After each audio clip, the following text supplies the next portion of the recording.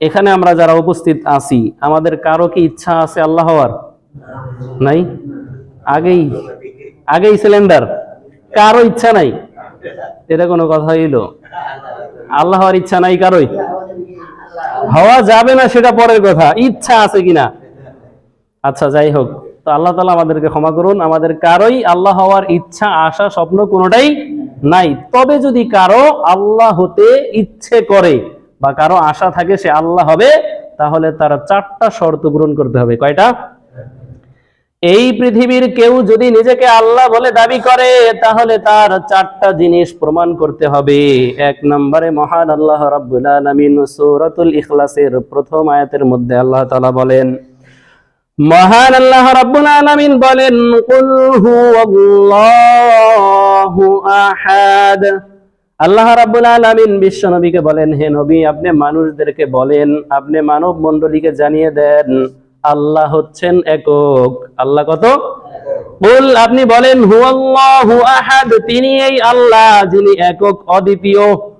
এখন এই পৃথিবীতে যে বা যারা কেউ যদি আল্লাহ বলে দাবি করে অথবা আল্লাহ হতে চায়, সে কি একক নাকি? আমি মনে করেন আমি বললাম আমি আল্লাহ হতে চাই, তাহলে আমাকে হতে হবে একক। আমি কি একক? আমি অদ্বিতীয়? এই পৃথিবীতে আমার মতো কেউ নাই।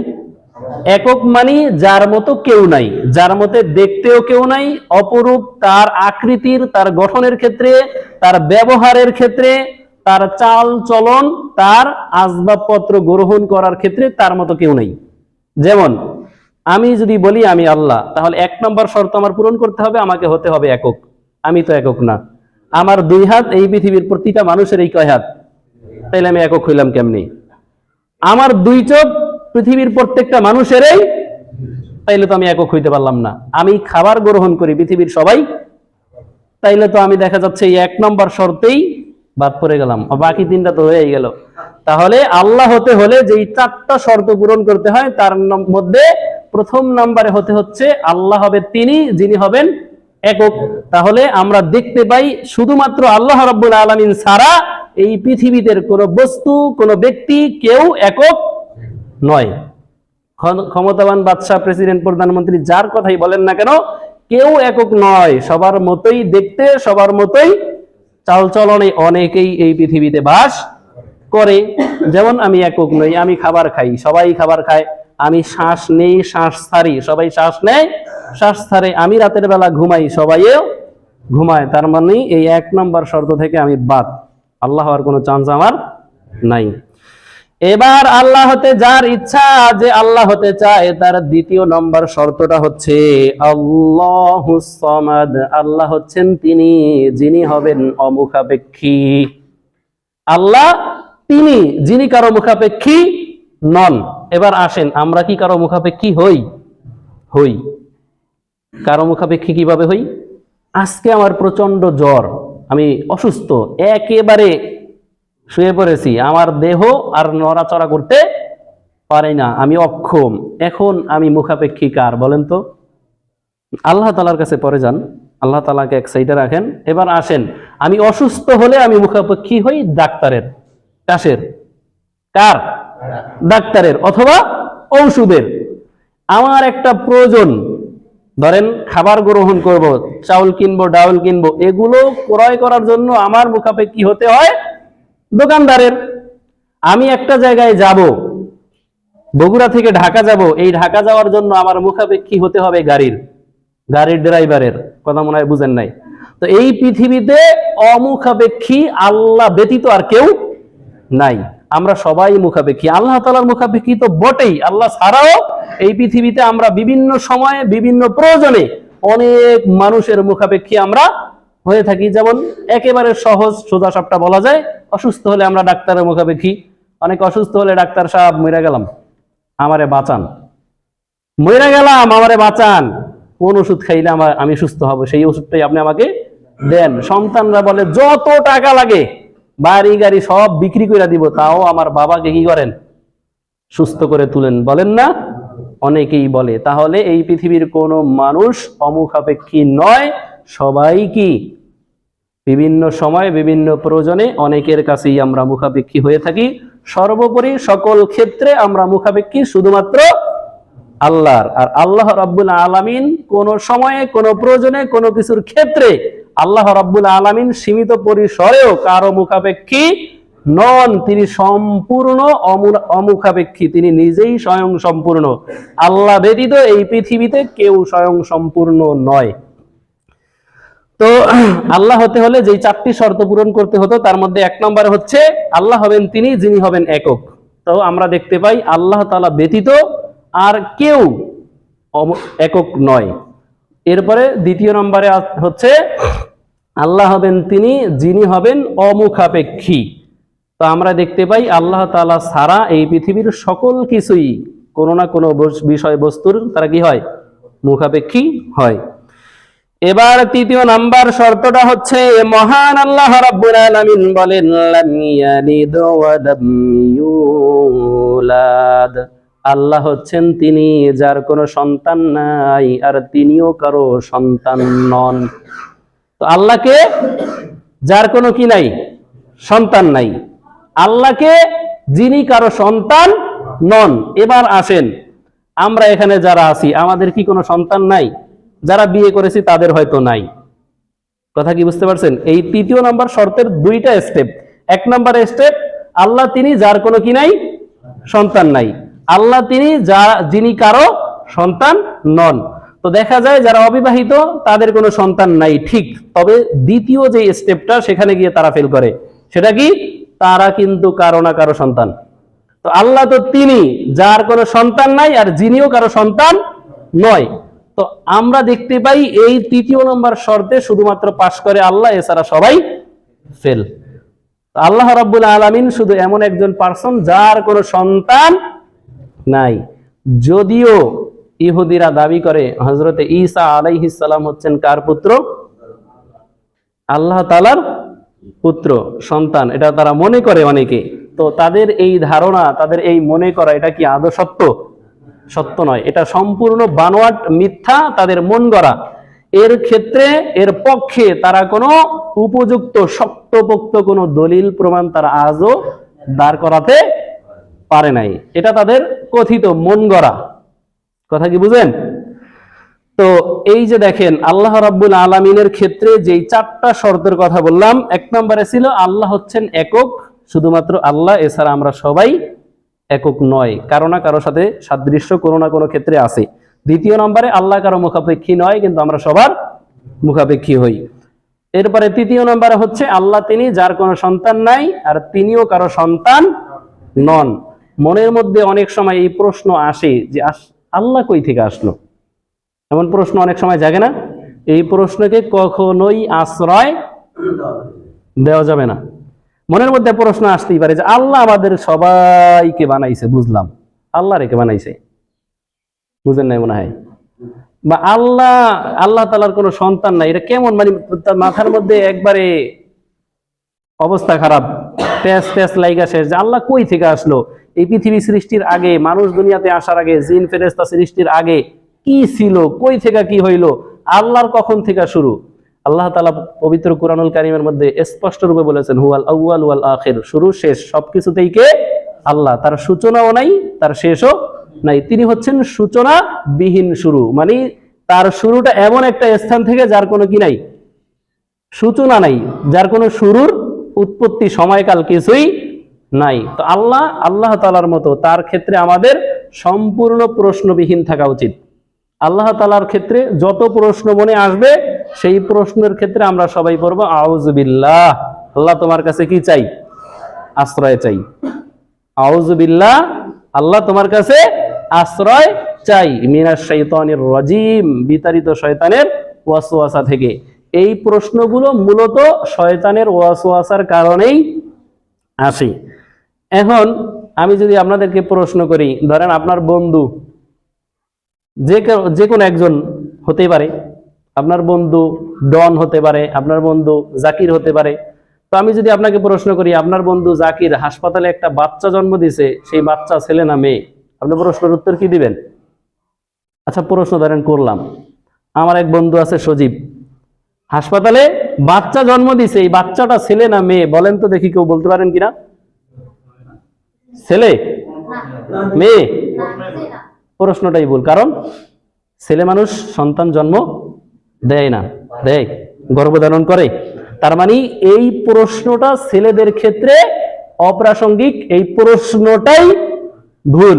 তো আল্লাহ রাব্বুল আলামিনের ক্ষেত্রেও আমাদের মনে অনেক প্রশ্ন জাগে, সবগুলোই ভ্রান্ত, সবগুলোই ভুল, সবগুলোই শয়তানের ধোঁকা।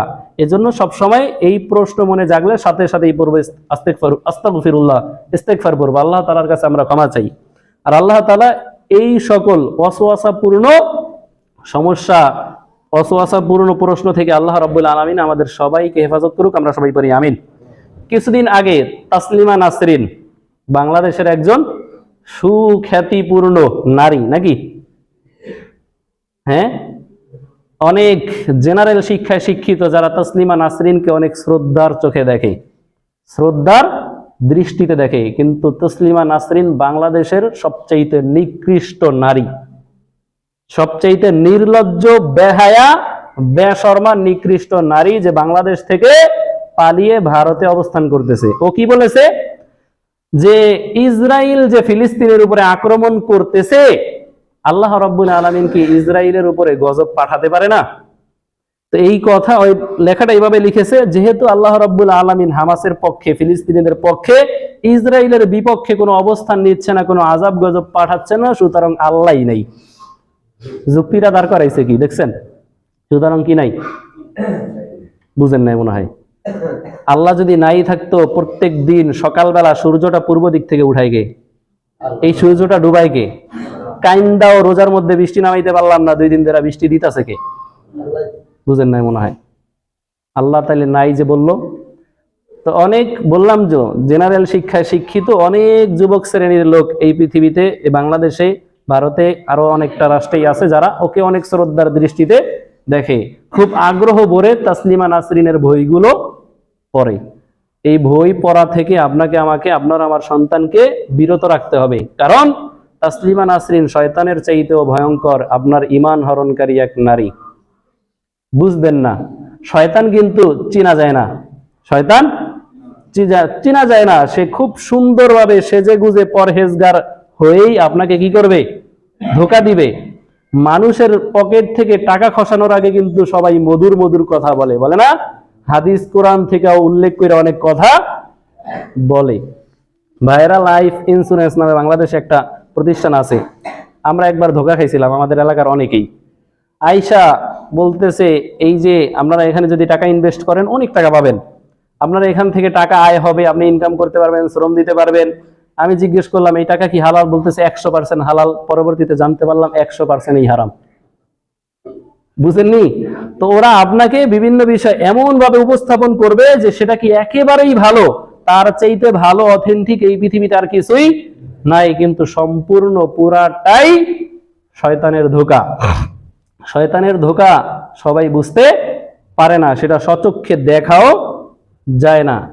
তবে শয়তানের চক্রান্ত কিন্তু অনেক দুর্বল, শয়তানের চক্রান্ত অনেক দুর্বল। এই কথা আল্লাহ তাআলাই বলেছেন, মহান আল্লাহ তাআলা বলেছেন, ইন্না কায়দা শাইতানা কানা দাঈফা, শয়তানের চক্রান্ত বড়ই দুর্বল। তবে নারীদের চক্রান্ত অনেক ভয়ঙ্কর।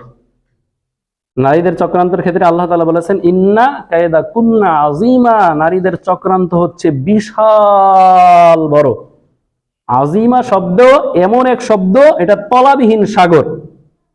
কাবীরুন আরবি একটা শব্দ, এই শব্দের অর্থ হচ্ছে বড়। এই বড়টা কত এটা পরিমাপ করা যায়, কিন্তু আজিম এমন এক শব্দ যেটার পরিমাপ, দৈর্ঘ্য, প্রস্থ কোনোটাই মাপা যায় না। তো আল্লাহ তাআলা এই শব্দটাই নারীদের চক্রান্তের ক্ষেত্রে কি করেছে?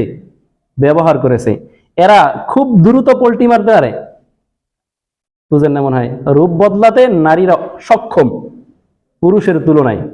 মা বোনেরা কষ্ট পাবেন না, আপনাদেরকে কিন্তু আঘাত দেওয়ার জন্য কথাগুলো বলতেছি না। আমি মনে করি এখানে যারা মায়েরা উপস্থিত আছে সবাই মা ফাতেমা, সবাই হযরতে খাদিজাতুল কুবরা তাহেরার মতো পবিত্র, ভালো। আমি আপনাদেরকে ভালো সুদৃষ্টিতেই দেখি। তবে আমাদের মধ্যে কিছু কিছু এক শ্রেণীর নারী আছে যারা শয়তানের চাইতেও ভয়ানক। আল্লাহ রাসূল সাল্লাল্লাহু আলাইহি সাল্লাম বলেছেন, নারীরা হচ্ছে শয়তানের জাল। এই পৃথিবীতে মুমিনদেরকে, মুসলিমদেরকে, মানুষদেরকে শয়তান অন্য কিছুতে এতটা আটকাতে পারে না যতটা আটকাতে পারে নারীদের মাধ্যমে।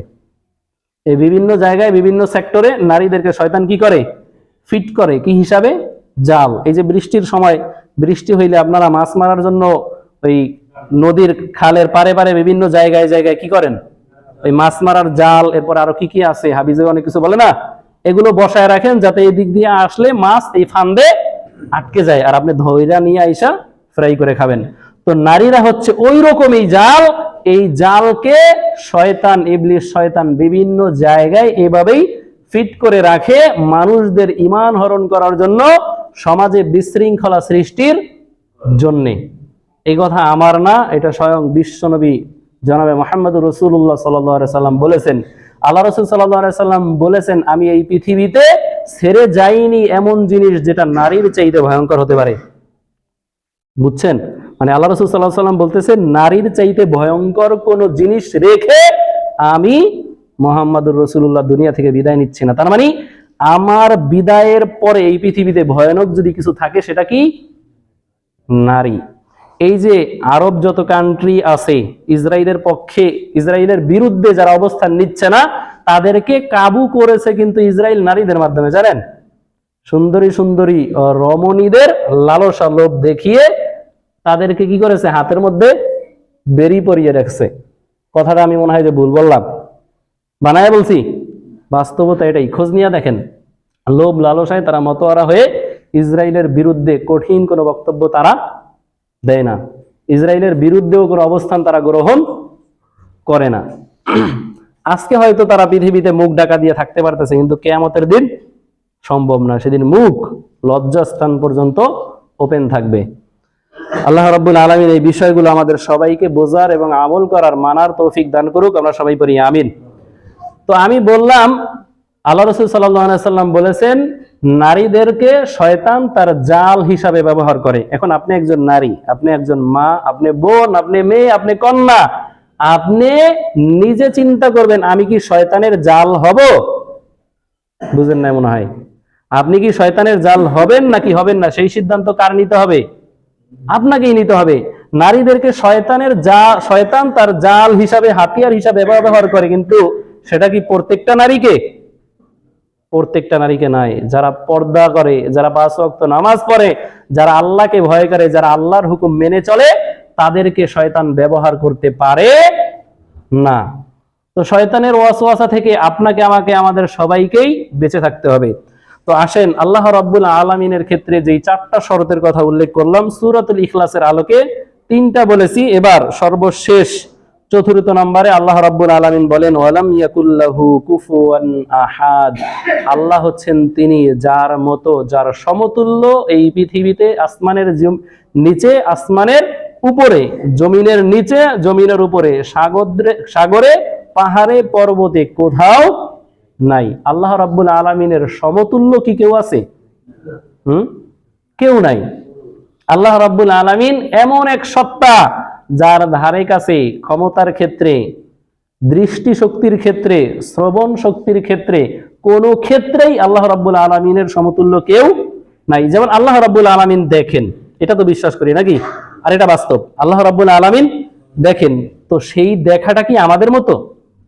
আমরা দেখতে পাই কতটুকু? সামনে। আবার সামনে কতটুকু?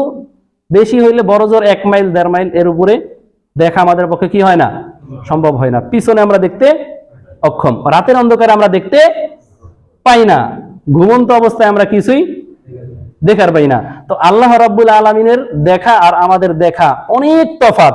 তিনিও দেখেন, আমরাও দেখি, তবে আমাদের দেখার মধ্যে শত সীমাবদ্ধতা, আর আল্লাহ রাব্বুল আলামিনের দেখার মধ্যে কোনো সীমাবদ্ধতা নাই।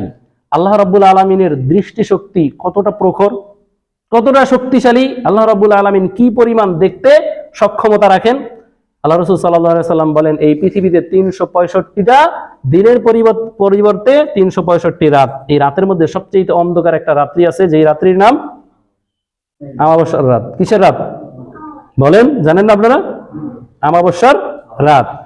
আল্লাহ রাসূল সাল্লাল্লাহু আলাইহি সাল্লাম বলেন, ও আমার সাহাবারা জেনে রাখো, আমাবস্যার রাত এতটাই অন্ধকার, মানুষ তার মুষ্টিবদ্ধ হাত যদি চোখের সামনে ভাবে ধরে দেখতে পায় না, আলো ছাড়া দেখতে পাই, এইভাবে চোখের সামনে ধরেও কি করা যায় না। তাই আমাবস্যার রাতের অন্ধকারে হাত দেখতে পাই না। তো আল্লাহ রাসূল সাল্লাল্লাহু আলাইহি সাল্লাম বলেন, ওই অমাবস্যার অন্ধকার রাত্রিতে এই পৃথিবীর জমিনের উপরে কালো একটা পাথর, একে তো অন্ধকার রাত, আবার একটা কালো পাথর, সেই পাথরের উপরে কালো একটা পিঁপড়া যদি হেঁটে যায়, আল্লাহ রাব্বুল আলামিন সেই আরশে আজিম থেকে সেটা কি করেন? চিন্তা করেন তো, যেই অন্ধকার রাত্রিতে আমাদের মুষ্টিবদ্ধ হাত চোখের সামনে এইভাবে ধরলেও সেটা কি করি না, দেখতে পাই না, সেই অন্ধকার রাত্রিতে কালো পাথরের উপরে কালো পিঁপড়া হেঁটে যায়, সেটা আল্লাহ। তাহলে চিন্তা করেন তো, তার দেখা আর আমাদের দেখার মধ্যে কত পার্থক্য। এবার আসেন, আল্লাহ রাব্বুল আলামিনের শ্রবণ শক্তি কতটা।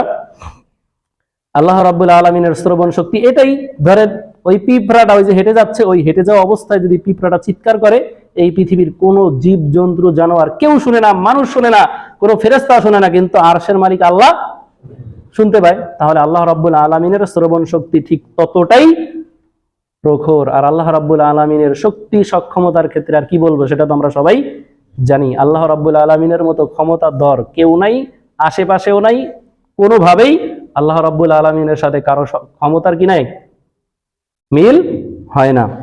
তো আল্লাহ রাব্বুল আলামিন সর্বশেষ বললেন, ওয়ালাম ইয়াকুল্লাহু কুফুয়ান আহাদ, আল্লাহ রাব্বুল আলামিন এমন এক সত্তা যার সমতুল্য কেউ নাই। তার মানে আমরা এখানে যারা উপস্থিত আছি, আমাদের কারো মধ্যে আল্লাহ হওয়ার স্বপ্ন ইচ্ছা কিছুই আগেও ছিল না, এখনো নাই, ভবিষ্যতেও থাকবে না ইনশাআল্লাহ। আর আমরা জানতে পারলাম, যদি কেউ আল্লাহ হতে চায় তাহলে তাকে কয়টা শর্ত পূরণ করতে হবে? 4টা। 1 নম্বরে কি ছিল? আল্লাহ হতে হবে একক, যার মতো কেউ হতে পারবে না।